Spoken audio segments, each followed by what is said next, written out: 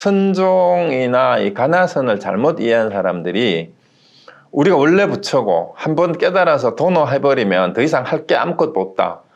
그러니까 우리 이게 임재록도 그 얘기를 계속 하잖아요. 무사, 무위, 무주 이런 얘기를 계속 하니까 할 일이 없다 그러니까 깨닫고 나면은 아무것도 안 해도 되고 맨날 빈둥빈둥 놀면 되고 그냥 아무 일이나 하면 되고 이런 식으로 잘못 알아서 흔히 이제 막행막식이라 그러죠. 아무 일이나 하면 되는 걸로 생각하는데 그렇지 않다라는 거예요.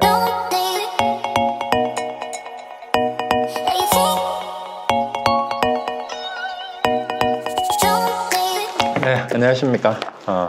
이제 아직 매주 하는데도 이게 좀 하는 게 좀 서툽니다. 아직도. 네. 그래서 오늘은 그 지난주에 이제 말씀드렸던 게 이제 오무간업인데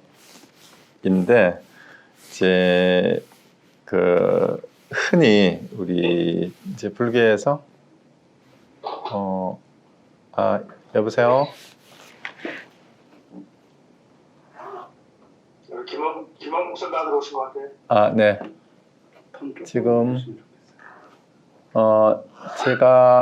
제가 이렇게 하는 동안은 다른 분들은 여기보다 좀 은뮤트, 음소거를 좀 해주시면 감사하겠습니다. 네. 네. 그래서 저 지난주에 했던 게 오무간업을 지어야 해탈할 수 있다. 이제 그 얘기를 했는데 우리가 이제 일반적으로는 오무간업은 불교에서 말하는 오대역제예요. 오역제라 그래가지고 이제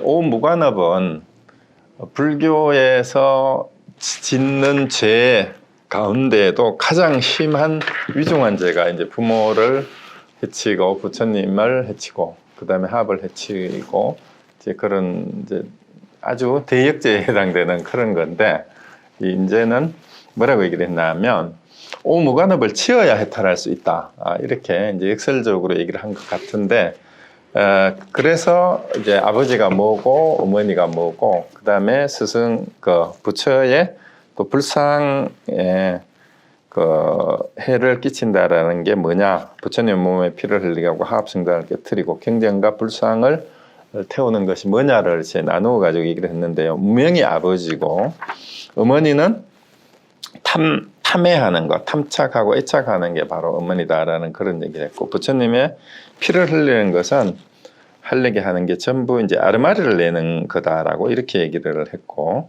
하합승단을 깨는 것은 이제 번뇌의 구속을 벗어나는 거다 오히려 이제 그런 얘기를 했었어요.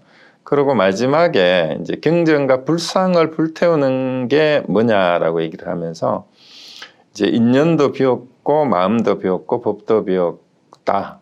그래서 그것을 그렇게 해서 인연도 비고 법도 비고 그 다음에 이제 마음에 그래서 일이 아주 없게 되는 것이 그것이 경전과 불상을 태우는 것이다라고 이렇게 얘기를 했는데요. 사실 이제 마지막에 이제 삼공을 얘기하면서 인연이 공한 것, 그 다음에 마음이 공한 것, 법이 공한 것인데 인연이 공하다는 것은 우리가 일반적으로 말하는 초기 불교에서 연기법에서 말하는 무아설을 얘기하는 거예요. 그리고 이제 심공이라는 것은 그 연기법을 아는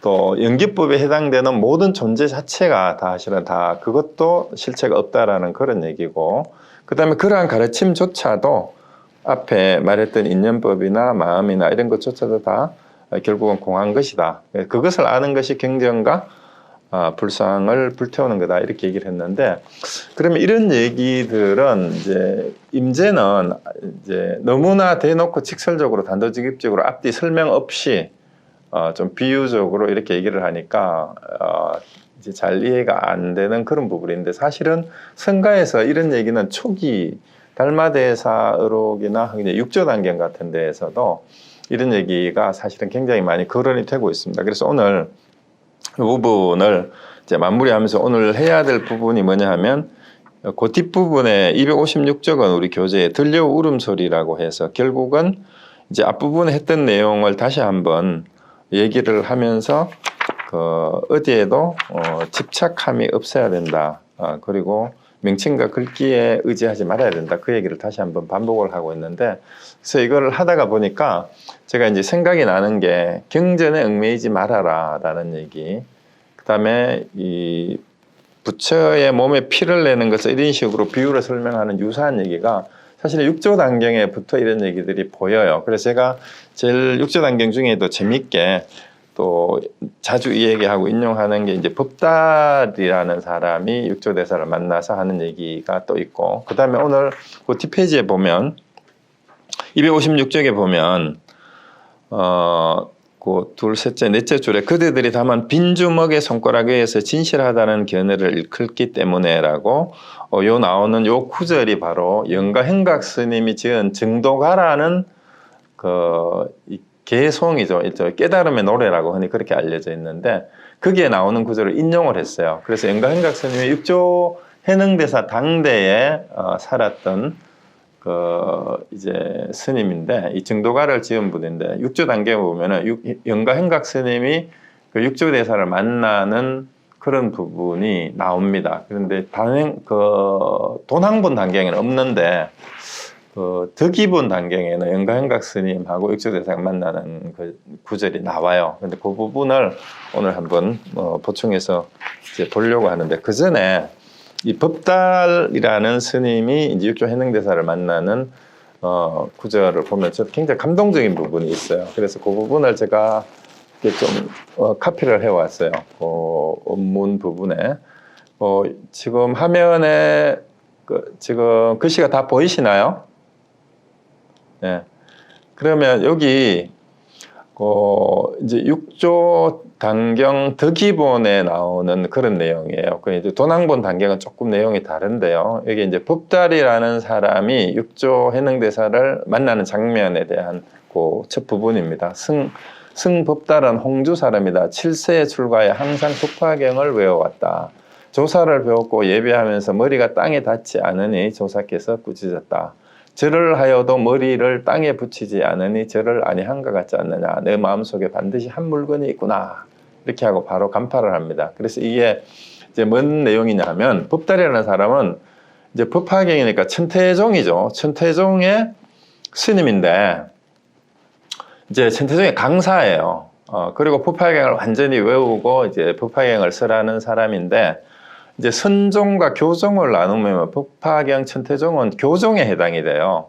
물론 이제 천태종에서도 천태지관법이라는 명상법이 참선법이 있지만 이제 법화경 강사였는데, 이제 육조가 홍인대사의 법을 이어서 이제 선종을, 특히 도노하는 단박에 깨닫는 법을 얘기를 한다라는 것을 남방에서 이제 그게 선종이 유행을 하면서, 이제 이 교종의 사람들에게는 선종이 일종의 위협이기도 하고, 그 다음에 지식인들이죠. 이제 경전을 많이 읽고 경전과 논설을 읽은 사람들한테는 전설처럼 전해 내려오는 육조 해능대사의 깨달음의 이력이 도대체가 믿기지가 않는 거예요. 그러니까 20살짜리 이제 나무꾼 출신이 글자도 읽지 못하는 사람이 오조 홍인대사의 법을 이어서 육조가 되었다라고 얘기를 하니까 한편에서는 시기와 질투와 그리고 한편 무시하는 이런 경향이 있었어요. 그래서 이제 교종의 강사들이 이제 이 양반뿐만이 아니라 늘 이 선종의 육조대사를 찾아가서 무식한 양반이 깨달았으면 뭘 깨달았느냐고 한번 확인해보고 싶은 그런 마음들이 늘 있었던 것 같아요. 그래서 법달이라는 사람도 그런 사람 중에 한 사람이에요. 그래서 이제 육조 해능대사가 머무는 이제 그 조계산에 찾아온 거죠. 찾아왔는데 이제 남의 절이고, 일단 그 절에서는 제일 어른이니까 이미 이제 육조대사가 상당히 몇 년이 지나고 거기에 주석을 하면서 제자들에게 법문을 할 때인데, 일단 염탐을 하러 온 거예요, 법달은. 그러니까 절을 하는데 진심으로, 이 절을 한다는 건 뭐예요? 상대방을 진심으로 예경해서 존경해서 절을 해야 되는 건데, 그러면 불교의 예법은 이마를 땅에 닿아야 돼요.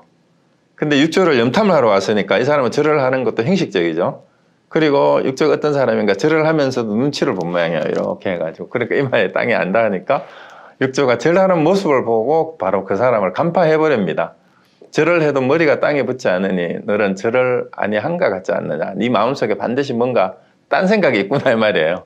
그래서 바로 이제 간파를 당한 거죠. 그러니까 찾아와서 한판 붙어보기도 전에 인사하는 사이에 벌써 이제 다 들통이 나는 셈입니다. 그래서 그 다음에 이제 질문이 네가 뭘 하고 온 사람이냐고 묻습니다. 그러니까 법달이 와가지고 나는 법화경을 3000번이나 외웠다. 이러니까 네가 만약에 3000번 아니라 10,000번을 외워 뜻을 알았더라도 그것으로 자랑 삼지 않으면은 나와 다 함께 할 것이지만 네가 그 일을 자부해서 도무지 허물이 되는 줄 모르는구나. 네가 법화경 3000번 읽은 게 무슨 그게 자랑거리냐. 이렇게 완전히 그냥 면전에서 면박을 줍니다. 대놓고. 그러면서 바로 이렇게 얘기를 해요. 예배는 본래 아만의 꽃대를 꺾자는 것인데 어찌하여 머리가 땅에 닿지 않는가. 아가 있으면 곧 죄가 생기고 공을 잊으면 복이 한량이 없다. 근데 공이라는 건 자기가 공부를 했다라는 자기가 그동안 수행한 공덕을 얘기하는 거예요. 그런데 아만, 그 자기가 남아있다라는 거죠. 머리를 땅에 닿지 않는다라는 것은 절을 하는데 그러니까 네가 아직은 무아를 깨닫지 못했고 아만으로 가득 차 있는데 내가 공부를 한 것이 도대체 뭐냐라고 이렇게 꾸짖는 겁니다. 그러고 네 이름이 뭐냐 하니까 법다리를 하니까 네 이름이 법다리기는 한데 아직 법에는 통달하지 못했구나 이렇게 얘기를 하는 거예요. 그러면서 요 구절을 제가 소개하려고 사실은 요거를 인용을 했어요. 지금 이름을 법다리를 하나 부지런히 외울 뿐 수지 못했네. 자, 외울 뿐이지 수지하지 못했다라는 얘기를 뭐냐, 받들어 지닌다라는 뜻이에요. 수지는. 그러니까 경전을 수지 독송한다라는 구절이 여러 다른 경전에도 나오는데 수지 독송한다라는 것은 그냥 경전을 완전히 지녀서 흔히 사람들은 수지했다라는 말은 지닌다라고만 받아서 지닌다. 그 독송한다라는 건 외운다 이런데 여기서 말하는 게 이제 수지한다라는 게 단순히 이것을 경전을 가지고 있다는 뜻이 아니라는 얘기 나와요. 외울 뿐이지 수지하지 못했다라는 얘기는 그 뜻을 완전히 알아서 내 안에 지니고 있다는 말이 수지인데 그러면은 법화경을 다 외웠다면 법화경의 뜻을 완전히 깨달아 알아서 그 뜻을 내가 지니고 있는 거고 그리고 그 뜻을 지니고 있다면 말과 행동이 법화경의 가르침대로 해야 되는데 이거는 소리로 외우기만 하는 것뿐이다 이 말입니다. 그래서 공연히 외우는 소리만 따르는 것이니까 마음을 밝혀야만 보살이 된다.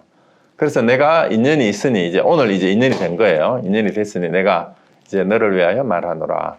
요 구절을 잘 아세요.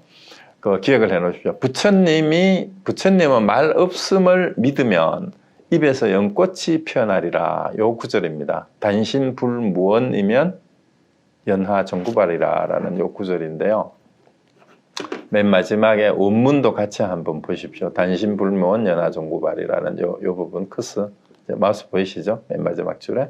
다만 부처가 말 없음을 믿으면 연꽃이 입에서 핀다. 이게 무슨 말이냐 하면 부처가 했는 것은 그 말이 아니라는 거예요. 그 네가 외우는 그런 언구에 있지 않다 이 말이에요. 우리 앞에서 무수히 말을 따라가지 마라, 이름에 쏙지 마라, 옷에 쏙지 마라 그 얘기가 계속 나왔잖아요. 그러니까 문자에 있지 않다 이 말입니다. 부처님이 진정으로 말하고자 한 것은 여기서 말을 하지 않았다라는 것은 부처는 말을 하지 않았다. 그러니까 우리가 말하는 형식적인 개념을 가지고 얘기한 것이 아니다 이 말이에요. 그래서 그걸 제대로 안다면, 그걸 믿는다면 연화라는 말은 법의 꽃이라는 뜻이에요. 진리의 꽃이라는 뜻입니다. 종구발의 말은 입을 쫓아서 드러난다라는 뜻이니까 진짜 부처가 했는 말은 그게 말이 아니라 네가 외우고 있는 문자가 아니라는 것을 알게 되면 네가 하는 말이 다 입에서 나오는 게 그것이 다 진리의 꽃이다라고 얘기를 하는 거예요. 이게 역설이죠. 그러니까 문자에 끄달리지 않고 실제의 의미는 그 문자에 있지 않다라는 걸 알게 되면은 그걸 알고 말을 하면은 말하는 사람의 얘기가 전부 다 그것이 바로 법의 꽃인 법화다 이 말이에요. 여기 왜 법화라는 말을 연화라는 말을 했냐면은요. 이 법화경의 이제 한자의 정식 명칭이 묘법연화경이에요. 묘법연화경.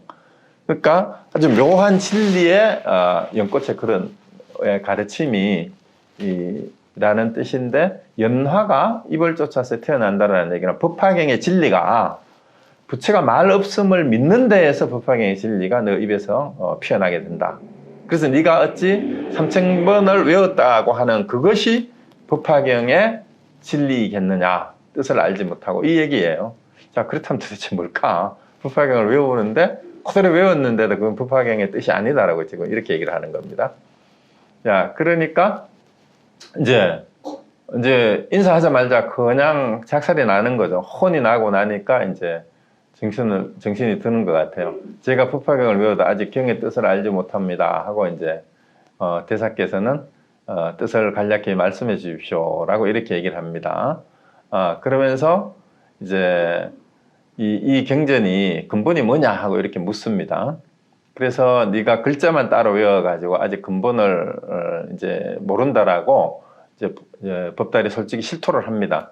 그러니까 현행대사가 그 다음에 뭐라고 얘기하냐면요. 이 구절도 진짜 멋있어요. 나는 글자를 모르니까 네가 경을 한번 외워봐라. 내가 너를 위하여 해설하리라. 이게 너무 웃기지 않아요? 글자를 몰라서 경전을 읽을 줄 모르는 해능대사가 나는 글자를 모르니까 네가 법화경을 3000번을 외우고 줄줄이 외운다니까 네가 한번 읊어봐라. 내가 너를 위하여 해설하리라. 이렇게 얘기를 하는 거예요. 그러니까 이제 법달이 이제 경을 쭉 외워나가자 중간에 비유품 있는 데까지 이르니까 그만해라 하고, 이 경은 원래 인연 출세로 근본을 삼는 것이니 비록 여러 가지 비유를 들어 말씀을 하지만 오직 일대사 인연으로 이 세상에 부처가 출현한다라는 그 부처님의 견해를 밝히는 것일 뿐이다. 이제 이렇게 얘기를 한 거예요. 그래서 요거는 이제 일대사 인연이라는 얘기는 결국 이제 부처님의 지견이에요. 부처님의 견해라는 그 얘기인데, 그걸 알려주기 위해서 부처님이 이 세상에 왔다라는 그 얘기예요. 그리고 뭐 나머지 얘기는 이제 육조 단경할 기회가 있으면 하고요. 오늘 말씀드리려고 했던 건 아까 그거예요. 다만 부처가 말 없음을 믿으면 굳이 입에서 핀다라는 걸 알면 되는데, 그 다음에 쭉 넘어가서 이제 법달이 그렇게 얘기를 해요. 자, 그러면 이제 법달이 뭐라고 질문을 하는가 하면 이제 법화경의 내용은 이런 것이다 라고 얘기를 하니까, 만약 그러하다면 뜻만 알고 수고롭게 경을 외울 것은 없습니까? 그러면 뜻만 알면 경을 외우지 않아도 됩니까? 이렇게 얘기를 한 거예요. 그러니까 육조대사가 뭐라고 얘기하냐면, 경에 무슨 허물이 있어서 그대가 경을 외우는 것을 못하게 하겠느냐? 경을 외우지 말라 소리 아니에요. 되게 미오죠. 그 미는 이제 미혹함이고 오는 깨달음이죠. 미오가 사람에게 있고 손에 대고 이익되는 것이 모두 자기에게 달렸으니 입으로 외고 마음으로 행하면 곧 이것이 경을 굴리는 것이요. 입으로는 외워도 마음으로 행하지 않으면 이것은 경이 그대를 굴리는 것이다. 자, 여기서 경전을 굴려야 하지 경전에 내가 굴림을 당하지 않아야 된다는 얘기가 이제 그 다음에 이어집니다. 근데 그 핵심이 뭐냐 하면, 입으로 외운다면 마음으로 그걸 행해야 된다 이 말이야, 실제로. 그러니까 이 마음으로 행한다는 말이 뜻을 알아서 그대로 마음 쓰는 것이 그 경전의 가르침대로 돼야 된다 이 말입니다. 그래서 이제 경을 외우는, 내가 경을 굴리는 거하고 경전에 굴림을 당하는 것을 이제 설명을 하고 있어요. 그래서 이제 그 둘째, 셋째 줄에 울면서 얘기를 합니다. 법달이 크게 깨우치고 나서, 법달은 셋째 줄에 이제까지 실로 한 번도 법화경을 굴리지 못하고 법화경에 굴리어 왔습니다 하고 이제 여쭈기를, 이제 어떤 것이 이제 경전을 굴리는 거고 어떻게 해야 경전에 굴림을 당하지 않느냐라고 이걸 다시 묻습니다. 그걸 다시 설명해 달라고 이제 얘기를 하니까, 이제 육조현행대사가 이렇게 얘기를 합니다. 이제 경에는 뜻이 분명한데 그대가 스스로 미역하여 모르는구나. 모든 삼승인이 부처님의 지혜를 측량하지 못하는 것은 그 허물을 헤아리고 짐작하는데 있는 것이어서 비록 저들이 힘을 다하여 생각하고 함께 추구하더라도 더욱 멀어질 것이다. 이 말은 뭐냐면, 이제 법화경에서 비유로 이 세 가지를 얘기를 하고 있어요. 그 이제 하택의 비유에서 나온 건데요. 이제 그 불난집의 비유라고 해서 성경에도 유사한 비유가 있죠. 기독교 성경에도. 이제 큰 부잣집의 장자가 이제 여행을 먼데 여행을 하고 이제 돌아오는데 자기 집에 저 멀리서 보니까 불이 나서 타고 있어요.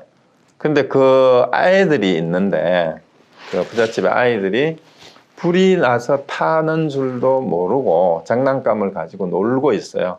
그래서 얘들을 들어가서 아무리 불이야하고 외쳐도 그 장난감을 가지고 노는데 빠져 있어가지고 그 소리가 들리질 않는 거예요. 그래서 그거는 이제 우리 세상 사람들을 얘기하는 거죠. 세상의 욕망과 집착과 애착 때문에 그것은 진리가 아니다. 너 탐착하는 것은 그것 때문에 번뇌망상으로 인해서 무명 때문에 그렇다. 깨쳐야 된다라고 아무리 불이야라고 얘기를 해도 진리의 소리에 귀를 기울이지 않는 중생들의 모습을 비유로 얘기를 하는 거예요.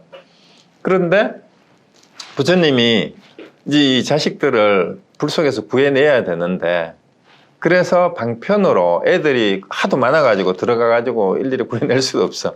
그래서 스스로 뛰어나오게 하려고 니들이 지금 가지고 노는 장난감보다 몇 배 더 좋은 장난감을 내가 많이 사왔다. 거기 이제 양이 끄는 수레, 사슴이 끄는 수레, 흰 소가 끄는 수레에 장난감이 가득하다라고 이제 소리를 치니까 불이야 하는 데에는 귀를 안 기울이더니 장난감이 여기에 가득하다라고 얘기를 하니까 애들이 이제 쫓아 나오는 거예요, 전부 다. 그런데 나오고 나서 전부 다 이제 양이 끄는 수레, 사슴이 끄는 수레를 주지 않고 흰 소가 끄는 수레에 가득 실린 거를 다 주는 거예요, 선물로. 근데 이게 이제 비유가 뭐냐 하면은 양이 끄는 수레하고 사슴이 끄는 수레는 이제 소승이라고 하는 승문하고 영각의 이승을 얘기하고 백우건은 대승을 얘기를 하는 거예요. 그러니까 부처님 여기서 이 비유가 삼승인이라 뭐냐 하면은 승문, 영각, 보살 삼승을 얘기를 하지만 결국은 부처님이 정말로 이끌고자 하는 것은 일불승이라고 얘기를 해요. 그래서 일불승에 대한 견해도 좀 이게 다른데 보살승이 곧 일불승이다라고 이렇게 해석을 하는 이제 사람이 있고 보살승 위에 또 불승이 하나 더 있어서 그걸 다 포괄하는 거다 이렇게 얘기를 하는데 사실 보살승이 불승이에요. 그래서 오직 부처님의 가르침은 그 하나뿐이다. 그래서 이거를 서로 그때그때 방편에 따라서 또 근기에 따라서 승문승과 영각승이 되기도 하지만 사실은 다 스스로가 본래 부처라는 걸 가르쳐주는 가르침, 그게 일불승이라는 얘기예요. 그것뿐이다라는 거죠. 비유로 여러 가지를 얘기를 하지만 그래서 그걸 몰라가지고 그러고 있다라는 그 얘기고요. 그 다음에 이제 그 뒷얘기가 바로 그게 전부 다 원래는 부처님의 가르침은 그 일승밖에 없다라는 그 얘기고요. 이거는 나중에 이제 기회가 되면 육조단경을 다시 한번 강의할 기회가 있을지 모르겠어요. 그때 이제 하기로 하고요. 그래서 법달은 이제 뭐라고 얘기를 했냐면은 지금 화면을 한번 보세요. 법달음이 이런 가르침을 받고 한이 용약하여 개성으로 찬양하기를 법화경 3000번 읽는 것이 조계의 한마디에 자취조차 없어졌네. 이 말이 뭐냐면 자기가 그동안 법화경을 3000번이나 읽었는데 그것이 조계는 해능대사를 얘기하는 거예요. 조계산에 있는 해능대사라는 뜻이죠. 우리 조계 정도 여기에서 유래를 했어요. 그래서 조계 해능의 한마디에 3000번 외운 공덕이 다 없어졌다 이 말이에요. 그래서 이 출세의 뜻을 밝히지 못하고 다생 동안 미친 짓을 어찌시겠는가. 그러니까 출세라는 말이 결국 부처님이 이 세상에 태어나고 이렇게 한 것이 우리 모두가 부처라는 걸 가르쳐 주는 거 그거 외에는 아무것도 없단 말이에요. 그런데 그거를 제대로 모른다면 전부 다 미친 짓에 불과하다라는 그 얘기죠. 그래서 이제 법달은 이 뜻을 알고 나서도 송경을 쉬지 않았다라는 얘기는 그러니까 오히려 뜻을 알고 법화경을 더 열심히 외웠다라는 게 돼요. 근데 우리 선종이나 이 가나선을 잘못 이해한 사람들이 우리가 원래 부처고 한번 깨달아서 도노해버리면 더 이상 할 게 아무것도 없다. 그러니까 이게 임재록도 그 얘기를 계속 하잖아요. 무사, 무위, 무주 이런 얘기를 계속 하니까 할 일이 없다 그러니까 깨닫고 나면은 아무것도 안 해도 되고 맨날 빈둥빈둥 놀면 되고 그냥 아무 일이나 하면 되고 이런 식으로 잘못 알아서 흔히 이제 막행막식이라 그러죠. 아무 일이나 하면 되는 걸로 생각하는데 그렇지 않다라는 거예요. 그는 비유로서 얘기를 하는 것일 뿐이고 정말 뜻을 안 뒤에 이제 경전을 외우면 이제는 그것이 글자가 아니고 단순히 말이 아니고 앞에서 얘기했던 연꽃이 입에서 진짜 피어나는 게 되는 거예요. 그 뜻을 알고 외우게 되면. 그래서 단신불모님이나 종구가라라는 이 뜻을 이제 정확히 이해를 해야 된다라는 얘기죠. 그래서 여기 보면 이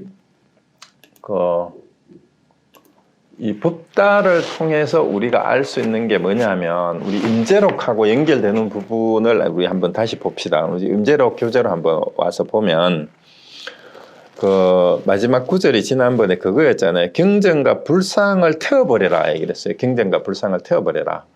그래서 이제 경전과 불상을 태워버리라는 이 얘기가 바로 이제 그 인연도 비고 마음도 비고 법도 비었음을 알아야 된다라는 그 얘기니까 형식이나 이 개념의 논리를 따라가서는 경전을 제대로 읽는 것이 아니다.